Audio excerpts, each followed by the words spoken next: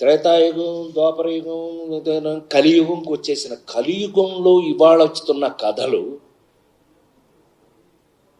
మీరు చూస్తూనే ఉన్నారు కళ్ళ ముందు. నిన్నగా మొన్న చూసాం, ఆడెవడో చందనం దొంగ వాడు హీరో. సరే, హీరోల్లో మీనింగ్లు మారిపోయినాయి. నాకున్న అదృష్టం ఏంటంటే 48 సంవత్సరాలుగా I'm such a different hero. నీకు చెప్తుంటావు కదా, నాకు చిన్న ఫ్యాన్లేండి, చెప్తుంటావు కదా, అదే పెద్ద ఫ్యానే. సమాజంలో మన చుట్టూ ఉన్నటువంటి ఏమండి, లేడీస్ టైలర్ రాడు హీరోనా, సన్నాసి అప్పులప్పారావు హీరోనా, ప్యాకెట్ పాపారావు హీరోనా, ఏ పిల్లడు దొంగ వాడు హీరోనా?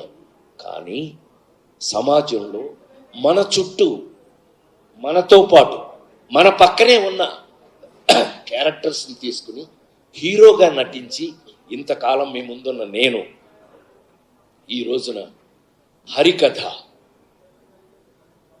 నేను ఎప్పుడైనా నమ్మకం ఉంటే మీరు నమ్ముతారు, నాతో చూస్తారు.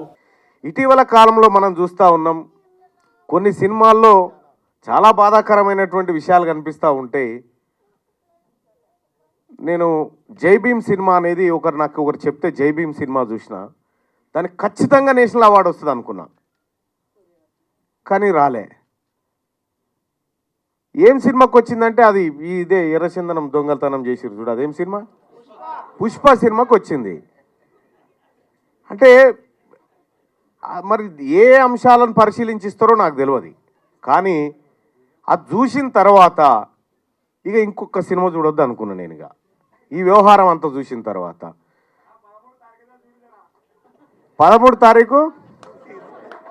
తారీఖు అవకాశం ఉంటే, అవకాశం నాకు దొరకాలని కోరుకుంటా ఉన్నా, అవకాశం ఉంటే ఖచ్చితంగా ఈ ప్రణయ గోదావరి సినిమాకి నా కుటుంబంతో సహా పోతా, అవకాశం ఉంటే.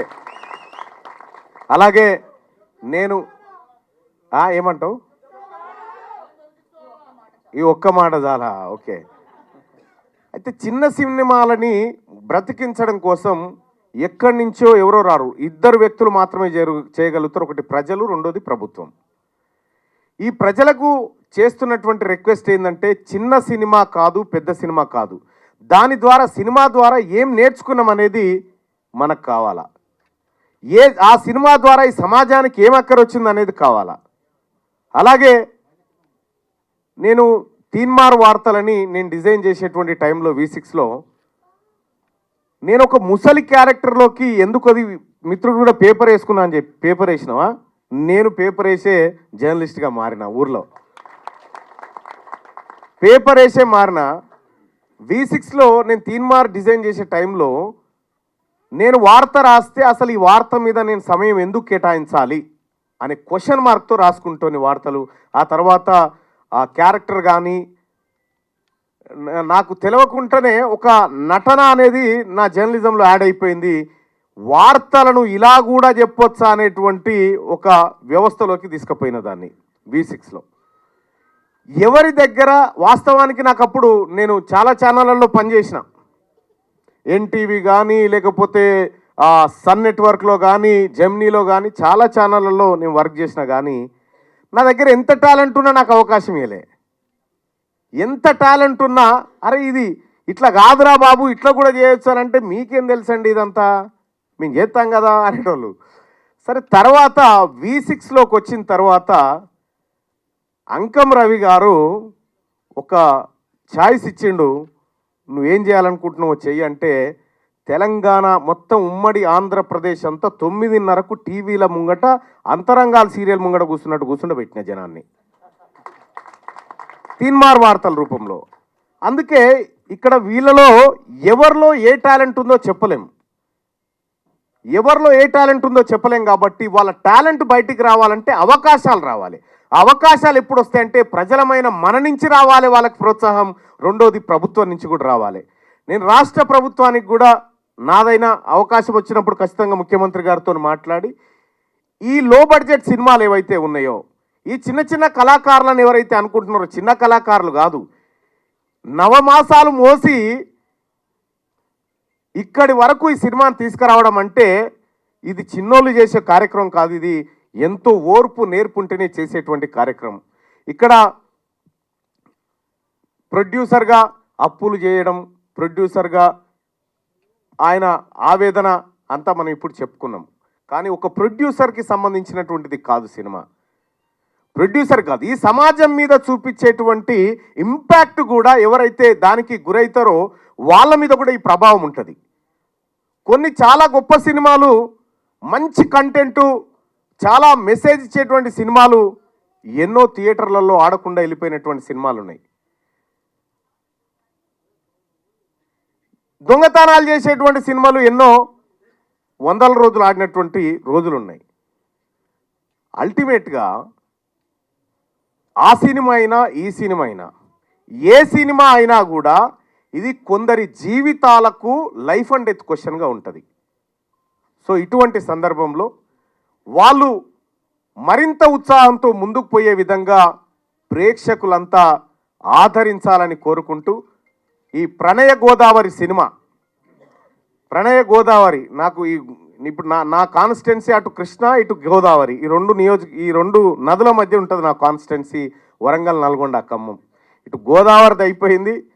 గోదావరి ఒక్కొక్కసారి ఉగ్ర రూపం ఎట్లా చూపిస్తూ ఉంటుందో ఆ స్థాయిలో ఈ ప్రణయ గోదావరి ప్రళయ గోదావరిగా మారాలి థియేటర్లో అని కోరుకుంటూ అవకాశం కల్పించిన మిత్రులందరికీ ధన్యవాదాలు. Thank you.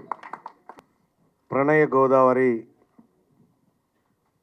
సినిమా బృందానికి, ఈ సినిమా నిర్మాణ ప్రయాణంలో పాల్గొన్నటువంటి ప్రతి ఒక్కరికి పేరు పేరున కృతజ్ఞతలు తెలియజేస్తూ ఉన్నా.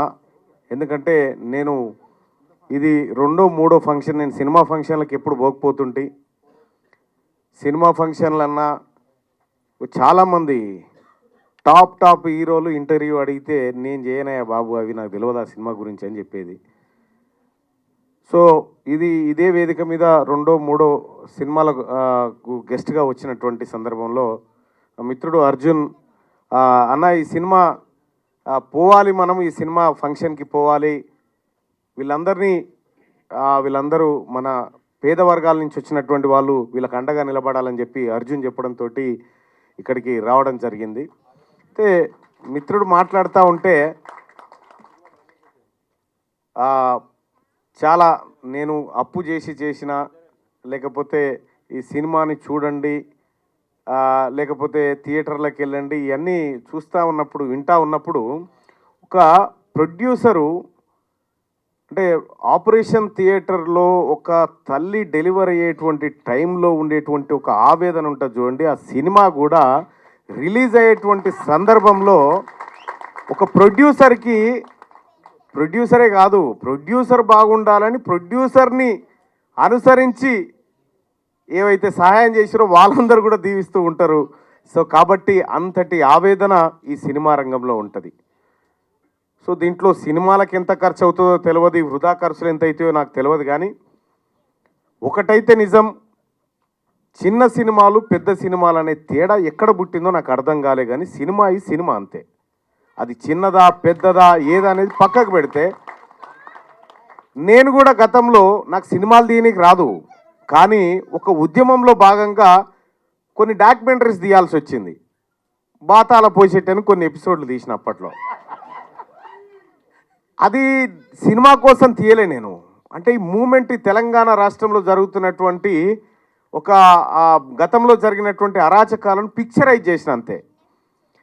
అది చేస్తే కొన్ని మిలియన్స్ ఆఫ్ వ్యూస్ అవి. ఈ సినిమాలో కూడా ప్రణయ గోదావరి ఎంత అద్భుతమైనటువంటి ఆ పదం, ప్రణయ గోదావరి అనేటువంటి పదాన్ని సినిమా టైటిల్గా పెట్టినారంటే, గోదావరి పరవళ్ళు ఏ విధంగా ఉంటాయో ఆ విధంగా ఈ సినిమా కూడా ఉంటుందని నేను అనుకుంటా ఉన్నాను. ఎందుకంటే సినిమాను చూడలేదు, మిత్రుడు చెప్పిన తర్వాత ట్రైలర్ చూసి ఇది చాలా బాగుండేటట్టుందని చెప్పి అని అనుకున్నా, మనసులో అనుకున్నా కానీ బయటపడలేదు. సరే తప్పకుండా వస్తా అని చెప్పిన. ఆ తర్వాత కొద్దిసేపు ఆ ట్రైలర్స్ ఆ సాంగ్స్ చూసిన తర్వాత సో ఏదో బాగానే కష్టపడ్డట్టున్నారు అనేటువంటి నా మనసుకు అనిపించింది. నేను నా జీవితంలో 10 నుంచి 11 సినిమాలు చూసి ఉంటాయి ఇప్పటి వరకు, అంతే. నాకు సినిమా రంగంతో పెద్దగా టచ్ లేదు, కానీ ఈ ప్రజలతో ఈ సినిమా వెనకాల ఎవరైతే కష్టపడ్డారో ఆ ప్రజలతో టచ్లో ఉండాలని అనుకుంటా, అందుకోసం ఈ ఫంక్షన్కి రావడం జరిగింది. సో